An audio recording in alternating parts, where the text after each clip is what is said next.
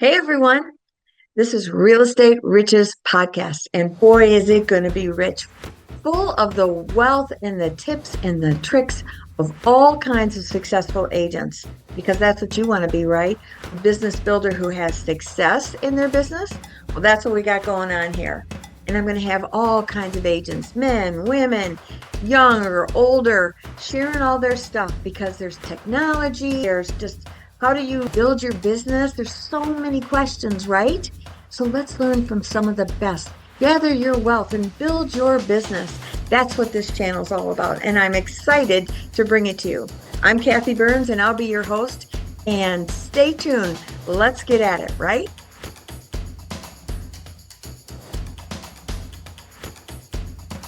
Hey, everybody, it's Kathy Byrnes and I'm here with Karuna Singhvi, right? Yes, absolutely. As people who follow me know, I struggle with names and I rehearsed it a little before. So I felt like I did that. So welcome. Thank you so much. Hello, everyone. My name is Karuna, and I'm delighted to be here today. Yes, we're so glad to have you. And you're in South Florida, the Orlando area, right? I'm in Central Florida. Oh, Central Florida. See, Yes. I got that wrong. So Central Florida, so much I know my Yes. states. And we were just talking, and you mentioned that there's 26,000 agents in the Orlando area, right?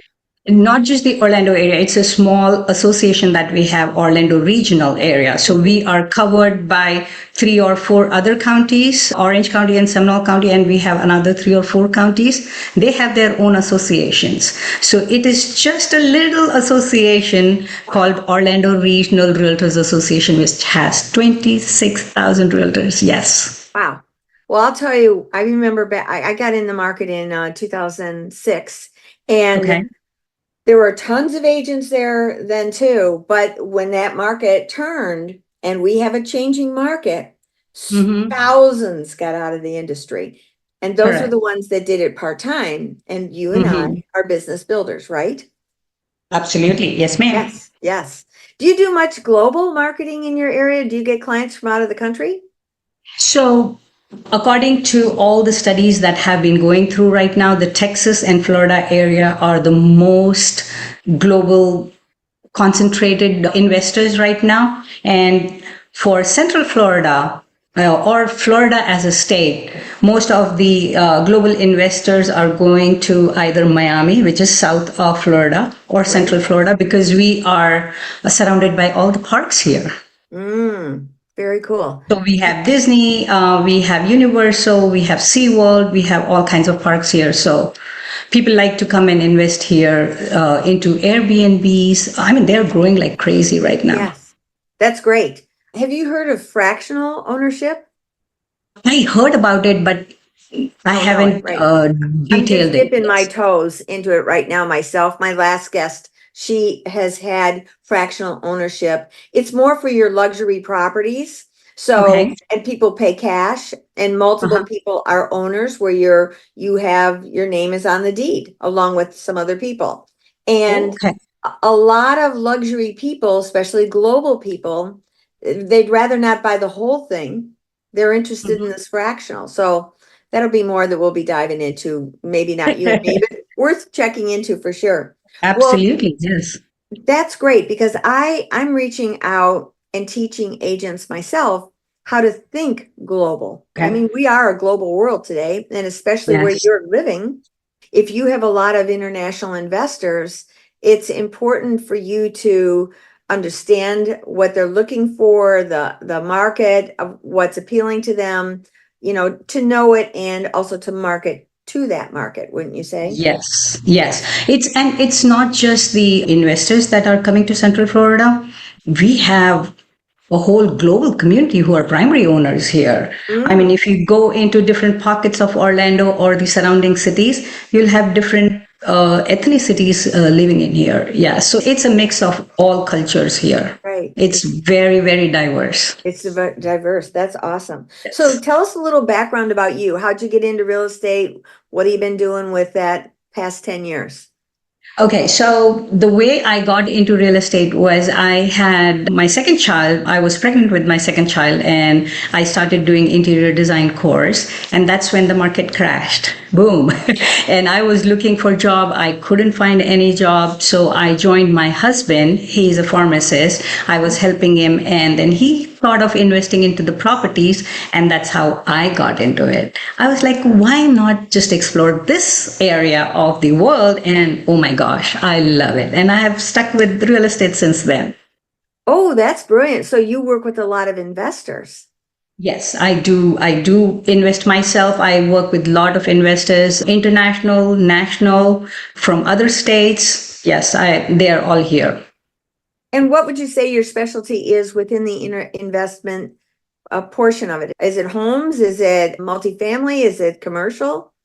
Most of the international investors are doing the homes or the Okay. townhomes because it's easier for them to take care of the townhomes. They do not have to do the exteriors of the home. So they like to spend their money on the townhomes. And here in Florida area, here in our area, the builders are building communities dedicated to Airbnbs with all the amenities that you can think of. So there are communities to communities which are only short-term rentals or Airbnbs. Well, that's brilliant. That's the first time Yes. I've ever heard that. Whole Yes. Airbnb communities. I love it. And so investors are then buying a house within that Airbnb community, and they Correct. Yeah. probably have an HOA. Yes, they do have an HOA. The HOA is definitely higher, but Sure. everything is taken care because it's full of amenities. You have pool, you have parks, you have gyms, you name it, and everything is in there. And these are resort style pools, resort style communities. So that once you have gone to the parks, you come back home, and second day you don't want to go anywhere, just chill here in the resort. You don't have to go nowhere. Oh my So, goodness, that was yes. brilliant. Yeah. Brilliant. So have you done quite a few of those properties? Yes, I'm closing one on September 30th. Oh, nice. Very nice. And what would you say those are running? What's the price point? So every community has different price points here, depending on the amenities and how close they are to the park. Yeah, yeah. So they can run anywhere from 80, 90 a day to 200, 250 a day. Oh, for A the night, I rental. mean. I mean, purchasing that investment property. Purchasing the investment properties are, if you want a decent property in a decent community where there are a lot of amenities or at least some amenities, the price range would start from 300, 250, 300 minimum. Okay. Okay. But then the ones that are in those Airbnb parks, Yes. those are only in the 300s? It's depend again, as I said, even the Airbnbs, there are some which does not have any amenities. There you can get within 300 something. But if you have lot of amenities in there, which is resort like pool and stuff, Yeah. you need to go around like 400 and plus. Still, those are great prices. Yes, yeah, yeah. Yeah, you need to be marketing that girl because wow. Because where I live, I'm just north of Charlotte. I mean, the average price point of a home up here is $500,000 just as the average price point. My house is a little house. I don't have a big home. I don't like big homes. And I'm a car girl myself, so I'd rather put the money in the cars. Yeah. Um, If you go for a primary owned properties which has not investments, of course they have gone so much up on the prices. You cannot find anything for 400,000 here in Orlando or nearby areas. yeah. A single family home. I'm not talking about townhomes or condominiums, but single family homes, they have gone up on the prices like crazy here. Okay, so these Airbnb places, are they more like apartments or are they single family homes? They are townhomes. Most Oh, of they them are. are townhomes. Okay, they're townhomes. All right. And the Still. single family home that we are planning to close on is around like 420. Okay. Wow, that's very interesting. And you don't do commercial though, right? You're strictly. My first would be closing on 10th of September. Oh, really? Yes, my So, first commercial. Yeah. and what is that type of commercial? That's a different kind of a commercial, which is a ground lease. We just buy the ground and the property is leased by some national tenants. Say, for example, Starbucks, Firestone, any other big companies like Taco Bell or anything. You just buy the land, but they have their own building and they would be paying rent to you month by Yes. month. My daughter does that. She had a business that she sold the business, kept the buildings and leased Okay. them to the new buyer. And Yes. they were triple net leases. So it was attractive. So she had the building and the land. And the land, Yeah. yes, yes. So, So that's, I think, is a good way for an investor who is not very aggressive. yeah. Triple N, absolute triple N, these are a good investment properties for those people who are not very aggressive on investment. They just want to buy a piece of land, a building, and then just get the rent every month after month.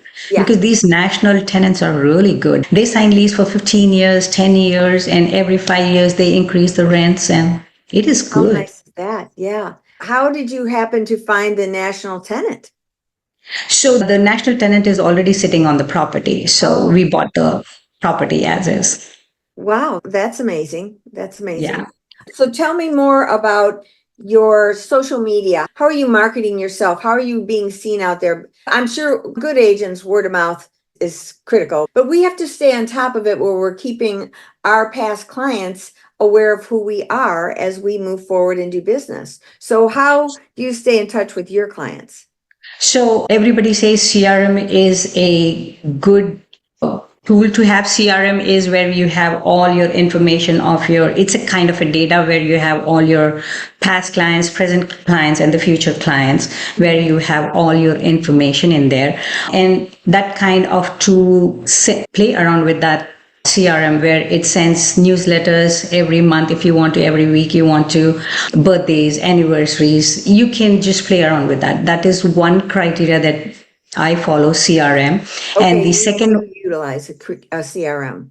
yes, yes. Okay. And the second, the social media, I do not have enough time to manage it myself. So I have hired a company who works for me, who puts my social media on from time to time. They put contents 3 times a week. But as I am getting more deep into it, I find that as a realtor, I should also get little bit involved more into it and put my personal life in front, not just the professional life. Yeah. So I'm trying to do that. So hopefully I am there one day. Well, I'll give you a few tips. So here I am thinking I know everything about social media, which I do not. That was a really rude awakening. I was invited to a broker open, and this agent did something which I thought was brilliant. Now, he's a luxury agent here in the area. It's a waterfront property. It was new construction, brand new, beautifully, very contemporary home, $8 million. And he did social media posts where he said, I'm inviting it's a broker open, not a lunch, a Okay. broker open from 10 to 4. And in that Mm-hmm. time frame, you can come take all kinds of video. You can have your pictures in front of the gorgeous fireplace or the pool, Wow. and you can do B-roll, and you don't even have to tag me. Well, everybody did. And so I said to myself, this guy's brilliant. I'm going to go there and I want to meet him and get to know him better, right? His name's Josh Sure. Tucker. And so he just blew me away. The house was stunning. And so it was really a way for that builder to be recognized that Mm-hmm. they do these incredible properties. And I was talking to Josh and I said, Josh, who is your client? Because it's very contemporary in a sea of non-contemporary homes. And so it really stands out. Glass everywhere. Strike. Yeah. And he said, most of my clients are coming from Florida. And I said, interesting. I said, is it a primary or a secondary? And he goes, secondary. Secondary. And I said, and I saw this on Instagram versus Facebook. And I said, where would you say the majority of your marketing is? And he said, Instagram. He says, I'm on all, but my Okay. focus is Instagram. And I Okay. said, I did not think this price point was in Instagram. That was my lesson. I Mhm. thought they were all on Facebook or LinkedIn Hmm. because in my mind, it's typically the woman that's picking out the house And then the man comes along and yes, they agree because she told them to. And now they buy the house, right? Right. But that's not true. And it is definitely, Instagram is it as far as your primary one, it seems to be. And what's cool about Instagram is you just do like a little B-roll that you do, and you do your content is rolling on the screen. You'll see it all the time. It'll say, read this. Well, as you're reeling it, are you reading that? The music is playing over and over, which is telling TikTok they like this. They're staying here. Send them more people like this particular person that's looking at it. And I'm like, holy cow. Wow. And I said, how much business did you do off Instagram? And he goes, I did 17 million just off Instagram last year. And I'm like, My God. and he goes, I said, what about TikTok? And he goes, yep. He goes, we got a 70-year-old woman who was selling her waterfront home here in our area, Lake Norman, and she saw us on TikTok and she wanted us to be the listing agents. Now, is his video unique? Yes, it is. He comes up in cool cars that I'm sure he has dealerships, be happy to let him have that Austin Martin pull into the driveway or the Rolls Royce, right?